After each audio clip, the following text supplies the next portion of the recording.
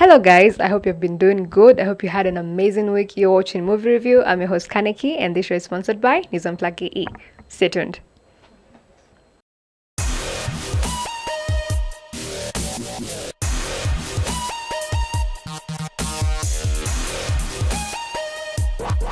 So guys, did you miss me? Because I for sure missed you guys. Nimeka so long before nikuja niwape like movies zimetokea and whatnot, but I'm back, I'm here and I'm not going anywhere. And if you have not subscribed to this channel, please enda pale Nizamplaki E, you subscribe, you follow, like, share, comment, you do everything up on upate all the udaku, all the news, all the sports, all the interviews and movie reviews and food reviews from all like the platforms.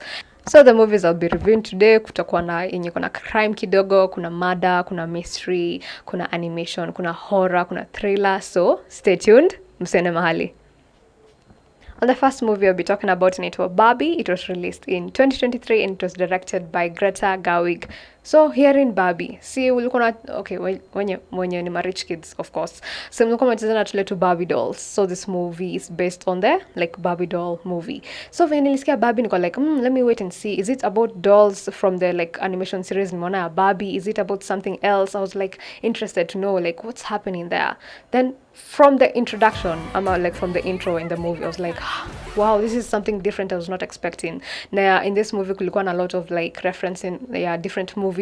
Zilinibamba sana. Kulikuwa na The Wizard of Oz, kulikuwa na Pride and Prejudice, yeah, hiyo ilikuwa one of the things zenye ilikuwa like is it referred? Yeah, it was referred like in the movie kwa hiyo Barbie. So nilipenda the acting skills za Margot Robbie. She's just an amazing actor. Like ukiangalia the duality and the range of her acting skills is just amazing. Nilipenda venye all the men walikuwa naitwa Ken. Like I just can't wait to use the phrase Ken. He's such a Ken. Akaanza kuongea kuhusu men stuff. I'm not like hating on them, but they start talking then I'm like, he's such a Ken. Nilipenda venye Barbie walikuwa president. Like they are women, they're the ones who are ruling that whole like Barbie Island, taniita hivyo. It was so amazing. Kulikuwa na Isare, she's also an amazing actress. Kulikuwa na a lot of like actors when walikuwa in this movie that made everything perfect. Hadi kulikuwa na reference ya The Matrix where Barbie alikuwa ameambiwa choose between Crocs flani. Let me call them Crocs because she was naitwaje? Crocs and heels. It was so good. It was so entertaining. It was so like about politics, about patriarchy, about like a lot of things in this world that's not happening, and I loved it kabisa. And pia kuna this speech someone, this creator of the mother of a child alikuwa cheza na Barbie to Gloria, I think, yeah. Nilipenda her speech because she was just talking about how women go through a lot of things in their life. They're supposed to be this but not this. They're supposed to be thin but not fat, but they're supposed to be this and this. It was just amazing. Nilipenda venye ilikuwa so emotional and so passionate, and I gave it an 8 out of 10. I really loved it. I'm gonna watch. Ilikuwa kwa cinemas like a month ago, but saizi ziko kwa like when you're watching kwa websites ziko tu hapo ama kwa movie shops. You can just go and see the Barbie movie, then mtanema venye ilikuwa. So on the other movie we'll be talking about Talk to Me was released in 2022 and it was directed by this guy naitwa Danny Filippo. So this is a horror na thriller. Like napendanga venye horror na thrillers zinakuwa na like simple titles. See, let's do The Boy Next Door or The Other Girl Who Did sijui nini. As in, it's just so simple and cute. Then venye movie nanzia too like with, let me call it just wholesome vibes. Like always notice it's a horror. Sizile horrors and just juu na giza sijui red imefanya nini. I just love venye movies ilikuwa. I love the guys who directed this. They did such an amazing job here.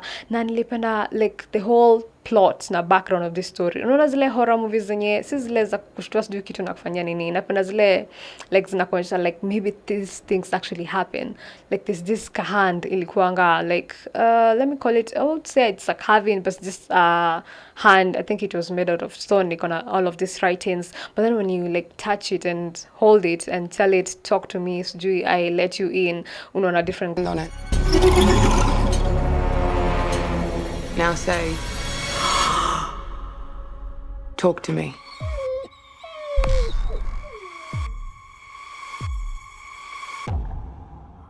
Talk to me.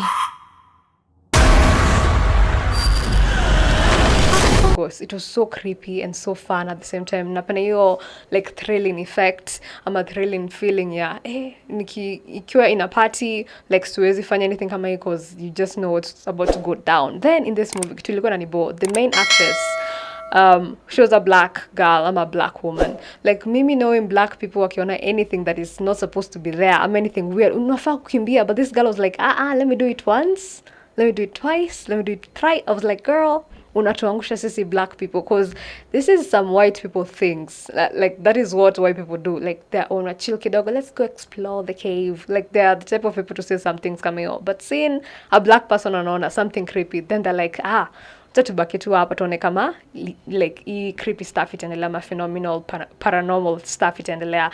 So I loved the storyline. I loved when ilikuwa so interesting. It was so like it was building up pole pole, unafuata na nilipenda venye ulionyesha venye the girl alikuwa like pass away from the accident.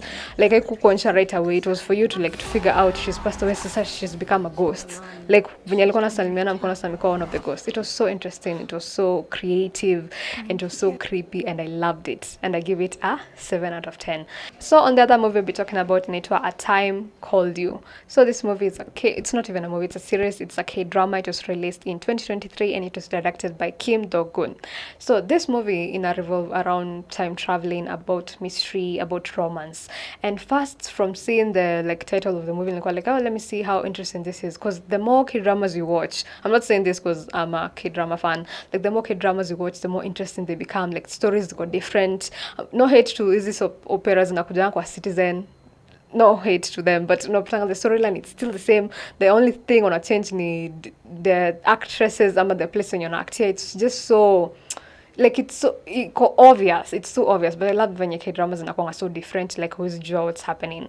So this movie revolves around this quiet girl, kametulia, kana story mingi. Then she has these two friends, one of the friends that she likes, then the other friend ndo nataka the girl.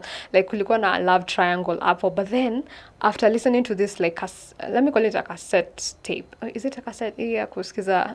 Like you'll see, ukienda kuwatch utaijua tu. Like after listening to it, she went back in time because she had lost her boyfriend when ilikuwa like washa moving together na. Then she went back in time, but when she went back in time, she was a different person. Like the same body, the same everything. It's like alternate realities. Like she looks like this but she's not the same person. So I love when walikuwa naeka hiyo storyline in between. Walikuwa nafanya like imagine what if this actually happens, because unapatanga sometimes kuna kuangana maybe unaweza feel like why am I feeling like it's not me. I just loved when ilikuwa so interesting.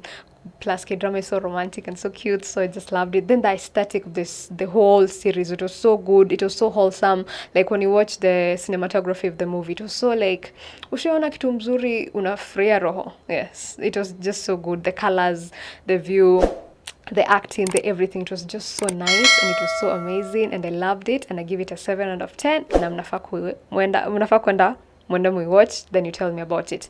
And with that, guys, we'll go on a short commercial break. We'll be right back. Welcome back, guys, and if you have not subscribed to the channel, and Apple News Unplugged KE, and subscribe. On the other movie we'll be talking about Elemental. Elemental was released in 2023 and it is an animation, and it was directed by this guy Anito Peterson.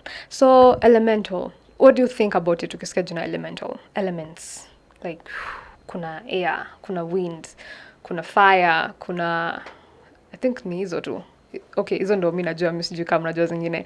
But seeing this animation venye ilikuwa inaanza na ina talk about these elements, fire, water, nakomesa water. Fire, water, air and wind, I guess. It was so interesting seeing these characters being put to life. Like venye moto inakuanga venye na behavingi, venye maji inakuanga venye like air inakuanga venye wind inakuanga, as in it was just so interesting to me, and it was so good. Nilipenda venye walifanya water kwa like this angry person, of which ni stereotypical of ati wind, fire it's like harmful, like ni mbaya ukishika itakuchoma hivyo. So I loved that walieka hivyo, akafanya water akwa emotional. It was so cute and so nice.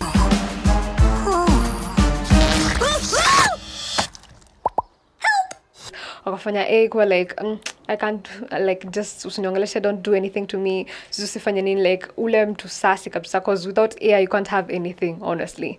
As in air ndio like the main thing which is even the main thing. So alikuwa najifeel I can do everything, can't tell me anything. So I loved venye like hizo characters in that. Nilipenda venye like kulikuwa na this, I felt like the actors in this movie, some of them are white and some of them are black, na pia ilikuwa like different diversityness in this movie, and I loved it kabisa. But there's this main character of the water, let me call him that, the water. Nilikuwa dhani it's a white man cause like of his accent, like accent yake ilikuwa inanibamba kabisa. So like unajua mimi ni wala type wenye nikimaliza watch movie naenda kutype characters ameolewa, net worth yake ni gani, nika as if you have a chance. Me I'm those type of people. Mimi sijui kama mnakuanga hivyo, like unaona search mguu yake atoshana aje, akona hii pete ni yake ama ni yakuolewa, ama sijui akona girlfriend, akona toy. I'm that type of person. So nilienda kusearch niko like kumbe it's played ama it's voiced by this black person. It was so interesting that like you get to see these different characters and you can't even judge them. Unajua unapatanga some actors okay act in a certain role, maybe she's ama he's a villain, unapata hatred. So unapendanga movie hizo zenye ni voice overs. You can never know who the actor is like in person. Juu so tungenenanga ku like search them, and I loved it. The storyline was so good. Nilipenda the relationship between the father and the daughter. Nilipenda venye alikuwa ni typical parents venye wanashinaki kuambia hapana ufai kuolewa na huyu nini, just the typicalness of a family, of like working in a community, of loving each other, of just being as one. Hata kama how different you are, you just as one person ama people. And I loved it. It was so emotional. Nilipenda. It was so cute, and you can watch it with your family, your friends, your children, your cousins, your nephews, just everyone. And I give it an 8 out of 10. It was so interesting.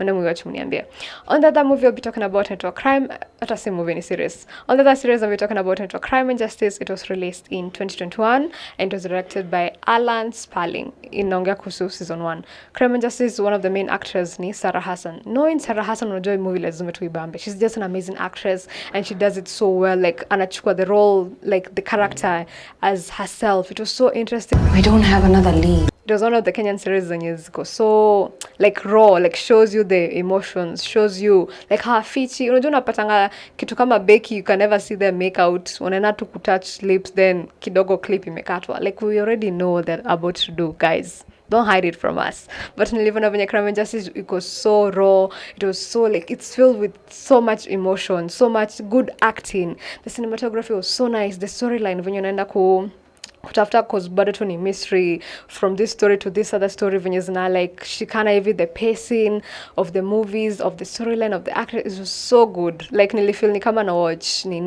Lucifer, but then sasa a Kenyan Lucifer.